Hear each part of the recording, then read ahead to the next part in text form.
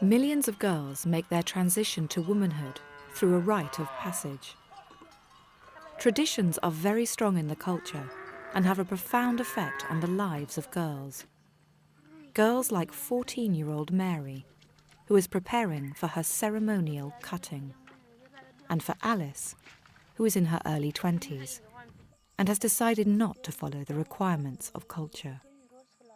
Even though this sacred tradition has been passed on from generation to generation and has done so for thousands of years.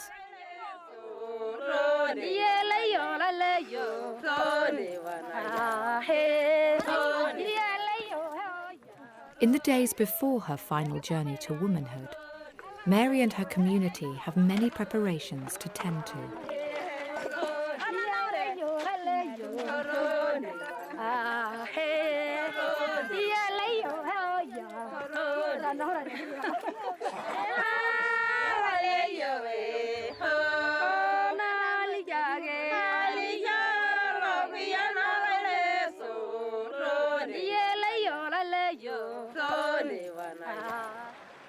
There's a lot of gender imbalance in Pokot. Like in Pokot, the women don't have any possession.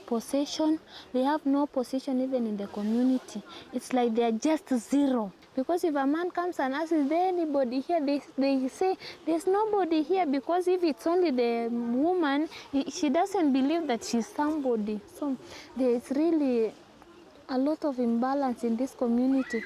The women don't have any position.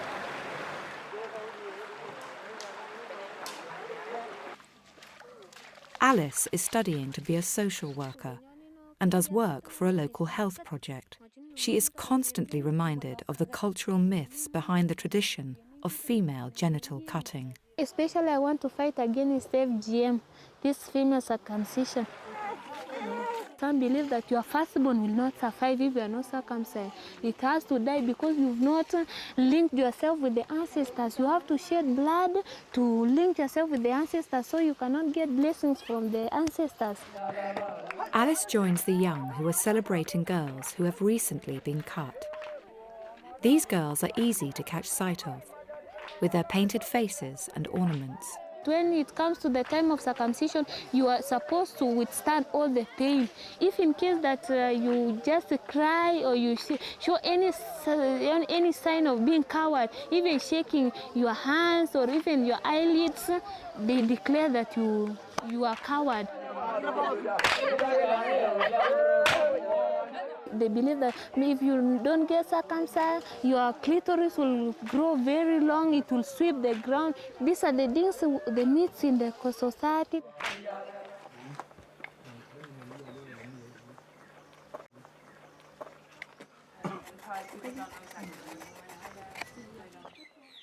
Countless women make a living as circumcisers. They take pride in their trade.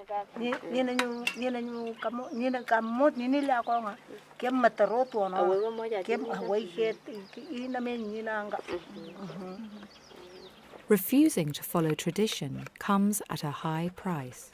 When I got married, of course my husband knew that I was not circumcised, but I came to realize that there was some part of him which really didn't want to accept me the way I am.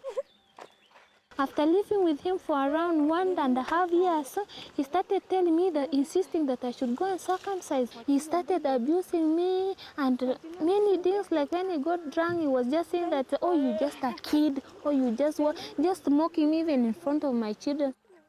The community keeps a close watch on Alice. They just want to, they're just watching to see any negative that I'm doing. So things like prostitution, they're waiting to see that, oh, I'm so and so and so and so, so that they can just rule out from there that it's just because she's not circumcised that she's doing a lot of prostitution.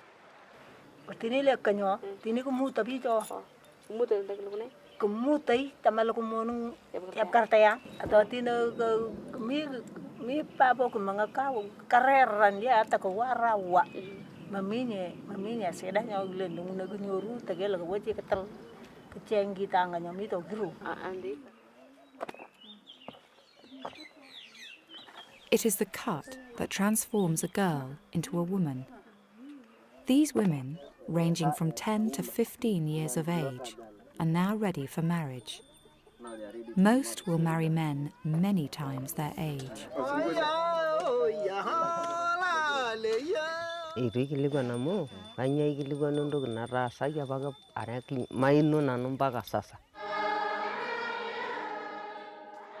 The ceremonial cutting is a cultural practice and is performed among people of many different religious faiths.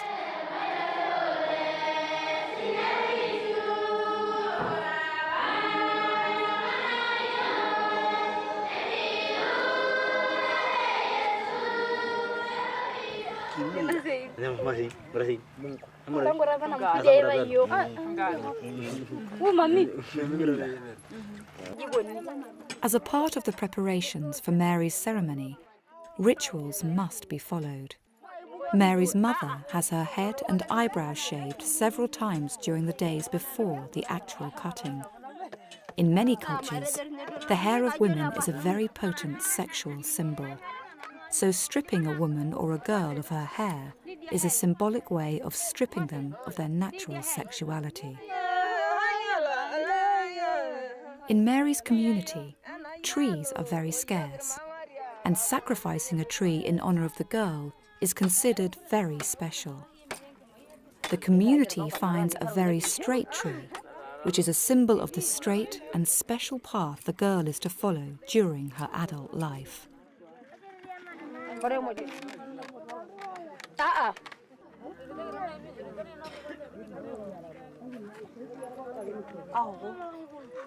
Mary wears a necklace made of goat intestines, which is meant to strengthen her.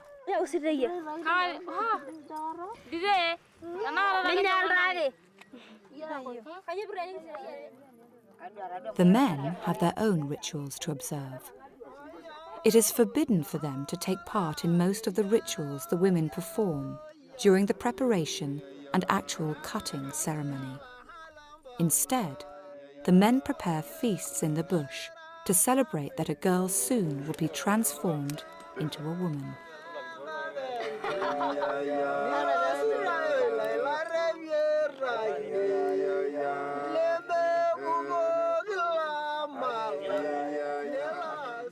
Blood is shed and consumed many times in the community during the days before the cutting. As Mary's celebration day draws closer, there is tension and excitement in the air. But Mary withdraws more and more.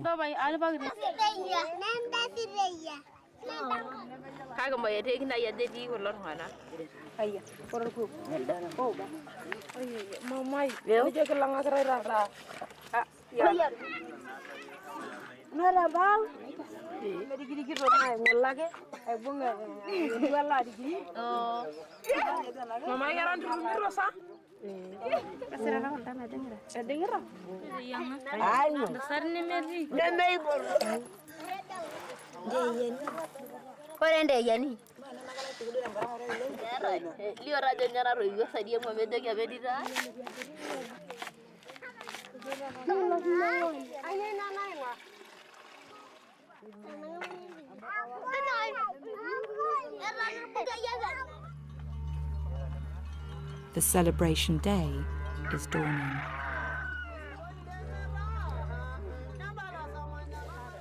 A bed is being prepared for Mary, so she can rest after the ceremonial cutting. Mary waits until it is time. By the hand of her mother, Mary's genitals are sliced off.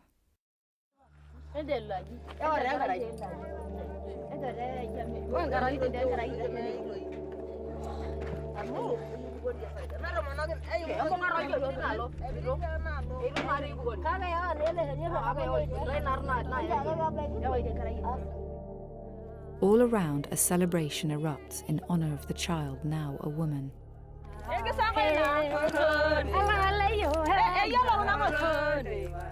While Mary is left to cope with her pain, alone in the dark.